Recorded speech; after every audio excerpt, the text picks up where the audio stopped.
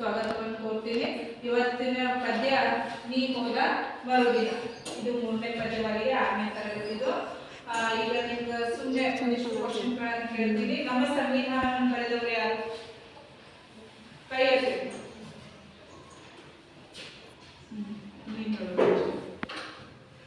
ನಮ್ಮ ಸಂವಿಧಾನವನ್ನು ಬರೆದವರು ಯಾರು? ಯಾರು? ಡಾಕ್ಟರ್ ಅಂಬೇಡ್ಕರ್.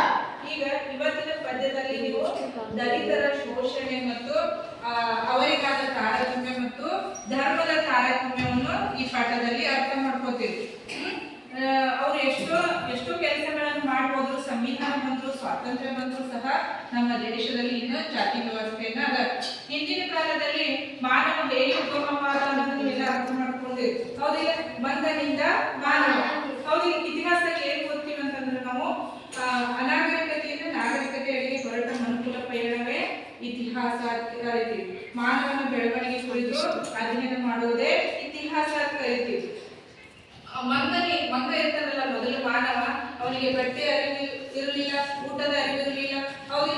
ಆ ತರ ಇದ್ದ ಮನುಷ್ಯ ಮುಂದೆ ಬೆಳವಣಿಗೆ ಆದ ನಂತರ ಜಾತಿ ವ್ಯವಸ್ಥೆ ಹುಟ್ಕೊಂಡರು. ಇಲ್ಲಿ ಎಲ್ಲರಿಗೂ ಒಂದೇ ಭೂಮಿ, ಒಂದೇ ನೀರು, ಒಂದೇ ಗಾಳಿ ಇರುತ್ತಿದ್ರು ಸಹ ಇಲ್ಲಿ ವೃತ್ತಿಗಳ ಆಧಾರದ ಮೇಲೆ ಜಾತಿ ವ್ಯವಸ್ಥೆಯನ್ನು ಹುಟ್ಕೊಂಡರು. ಆದ್ರೂ ಜಾತಿ ವ್ಯವಸ್ಥೆಯನ್ನು ಹುಟ್ಕೊಂಡದ್ದು ವೃತ್ತಿಯ ಆಧಾರದ ಮೇಲೆ ಇದು ಆಗಿದೆ. ಅದನ್ನು ಹೋಗ್ಲಾಡ್ಸಕ್ಕೆ ಎಷ್ಟೋ ಜನ ಶರಣರು ಸಂತರು ಬಂದ್ರು.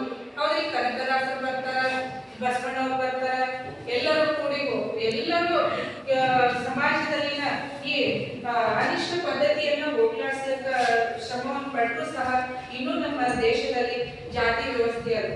ಜಾತ್ಯತೀತತೆ ಅಂದ್ರ ನಮ್ಗೆ ಭಾರತಕ್ಕೆ ಯಾವುದೇ ಒಂದು ರಾಷ್ಟ್ರೀಯ ಧರ್ಮವಿಲ್ಲ, ಹಲವಾರು ಧರ್ಮಗಳಿರುವ ಒಂದು ದೇಶವಾಗಿದೆ ನಮ್ಮ ದೇಶದಲ್ಲಿ. ನಾವೆಲ್ಲರೂ ಹಲವಾರು ಧರ್ಮಗಳಿದ್ರು ನಾವು ಏಕತೆಯನ್ನ ಸಾಧಿಸಬೇಕಾಗ್ತದೆ. ಈಗ ನಾವು ಒಂದು ಡಾಕ್ಟರ್ B.R. ಅಂಬೇಡ್ಕರ್ ಅವರ ಬಗ್ಗೆ ನಿಮ್ಗೆ ಒಂದು ಪದ್ಯವನ್ನು ಹೇಳ್ತೀನಿ, ಅದನ್ನ ಕೇಳ್ರಿ. ಅಮರ